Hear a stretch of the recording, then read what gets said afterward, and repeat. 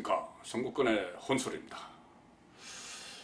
자, 입법부 문제에 사법부가 개입됐을 때 벌어질 일들, 어떤 일들이 있을까요? 어제 국회 사무처가 검찰에 국회의원들을 고발했습니다. 패스트트랙 지정 과정에서 직업 성명 불상자 이렇게 이야기를 했습니다. 그 고발장에. 그렇지만은 사실상 패스트트랙 과정에서 국회 회의를 방해하고 또 이안가에 팩스를 찍고 문을 걸어 잠궈서 결국은 파손시키고 했던 한국당 의원들의 겨냥을 한 것이죠. 그러니까 입법부의 사무처가 사법부에 우리 입법부에서 일어난 일들을 좀 처리해달라 이렇게 하면서 사실상 한국당 국회의원들을 고발을 한 것이죠.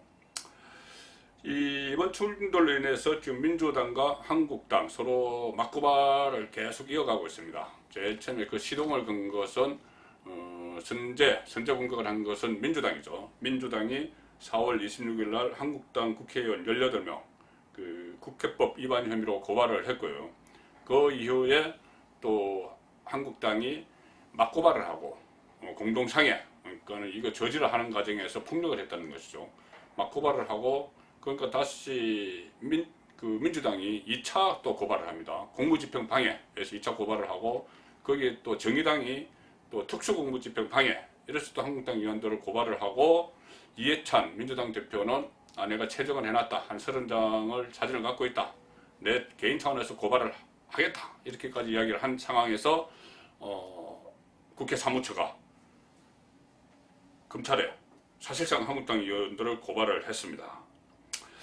물론 국회에서 일어난 폭력 사태, 당연히 그 폭력에 불법적인 일이 있다면은 이 사법부에 또 검찰의 수사를 받아야 되겠죠. 받고 처벌을 받아야 됩니다. 그런데 물론 이번 사건은 단순 폭력이 아니죠.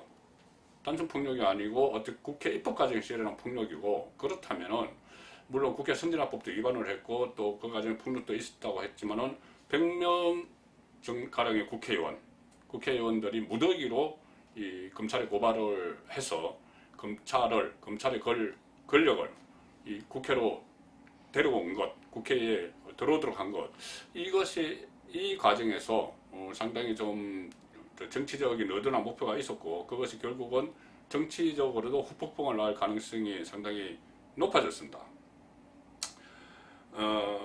특히 이번 고발 사태는 여당 지도부가 주도를 하고 있죠. 이해찬 대표도 그렇고 홍영표 민주당 대표도 계속 고발전에 앞장을 서고 있고, 청와대가 보조를 하고 있는 그런 모습입니다. 청와대가 공식적으로 나서지는 않았지만은 조국 민정수석이 민주당이 한국당을 고발한 그날 국회 선진화법을 쫙 SNS에 올리고 그것을 어겼을 경우에 어떤 처벌을 받고 가령 500만 원 이상의 벌금형을 받았을 경우에 국회 회의 방해죄로 받았을 경우에 5년 동안 피선거권을 박탈한다. 그러니까 당신들은 앞으로 출마하지 못한다. 각오해라.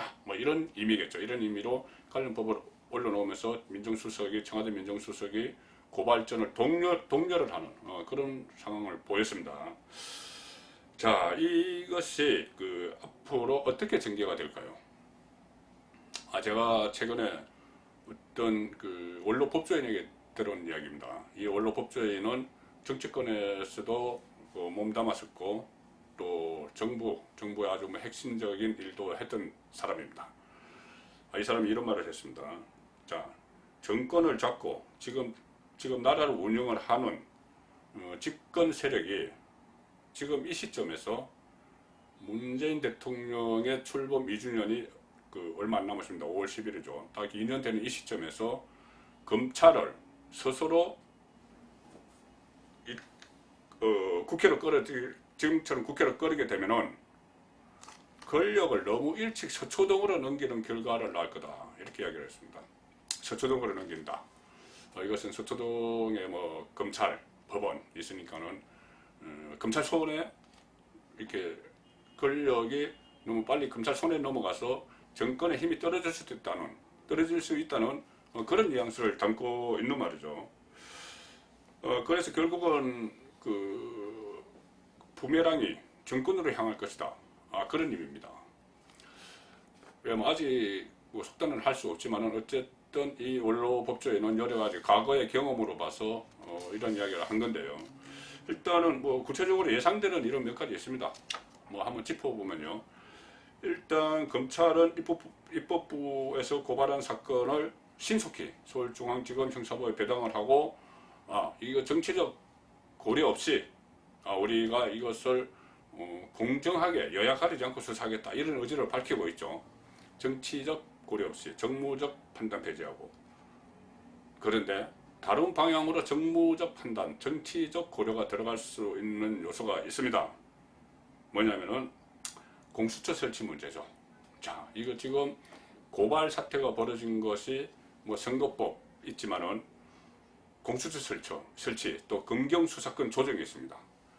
검경수사권 조정 같은 경우는 지금까지 검찰 우선 우월주의 이것을 좀 조정을 해서 경찰과 뭐 좀 권한을 나누는, 뭐 쉽게 말하면 그런 겁니다. 그러니까 검찰의 권한을 좀 축소시키고 경찰 권한을 높이는 거죠. 그러니까 검찰 입장에서는 뭐 기분 좋을 리 없습니다. 그리고 또 공수처 설치도 마찬가지죠.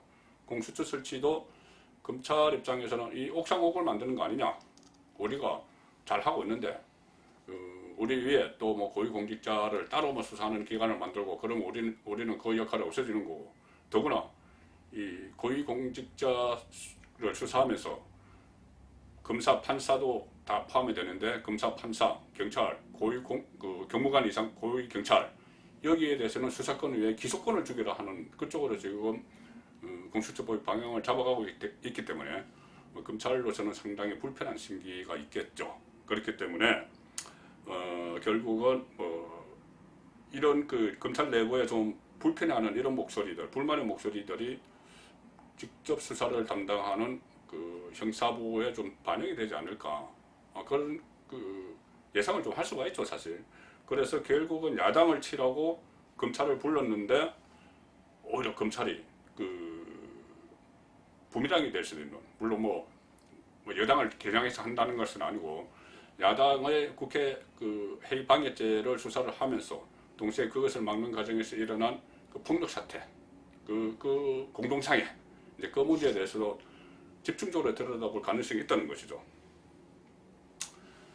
국회 선진화법은 특히 반의사 불벌죄가 아닙니다. 그러니까 처벌을 원치 않는다. 그러니까 고소를 했다고 체하를 해도 계속 수사는 계속 진행됩니다. 그렇기 때문에 지금 국회 선진화법 위반으로 고발된 한국당 측이 상당히 집중 타깃이 될 수 있지만 한국당만 수사하지 않고 민주당, 한국당이 고발한 민주당에도 좀 수사가 집중될 가능성이 있다는 그런 말을 씁니다.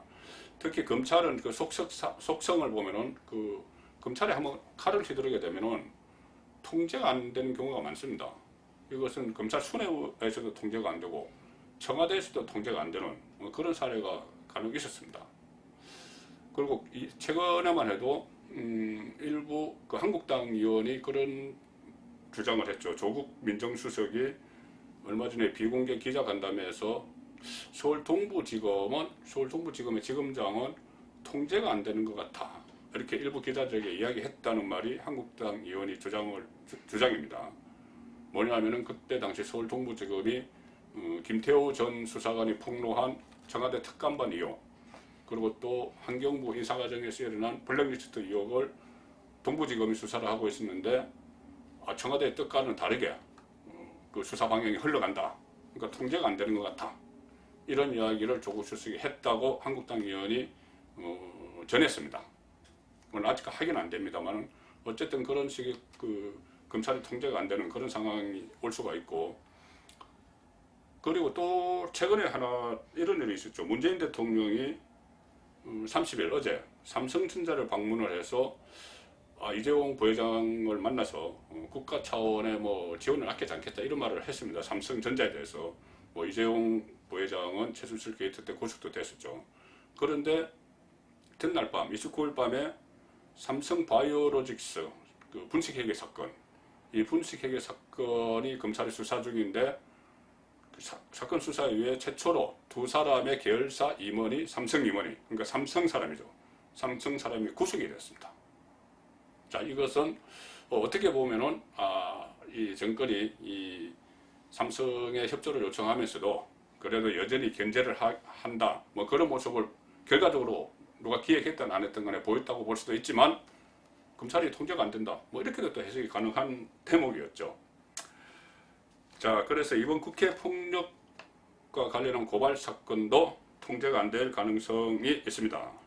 그리고 특히나 그 야당 의원들을 만약에 그 여당이 부담스러워서 야당 의원들을 또 집중 견제할 경우에 또 다른 부메랑이 일어날 수도 있는 것이 지금 야당 국회의원들을 그 중에서 중진 몇 사람을 실제로 수사해서 구속을 하고 그 중진들이 다음 총선에 출마하지 못하게 될 경우, 이 경우에는 야당 탄압이라는 프레임이 가능해집니다. 야당 한국당 입장에서 그 선거 전략 차원에서요.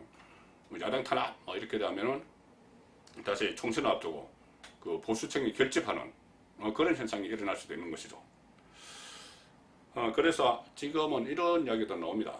그 만약에 청와대 민정수석이 과거처럼 검사 출신이었다면은, 검찰의 속성을 잘 아는 검사 출신이었다면은 이렇게 이 시점에 그 입법부에 검찰이 투입되도록 하는 이런 상황을 방치하거나 또는 동조를 했겠느냐.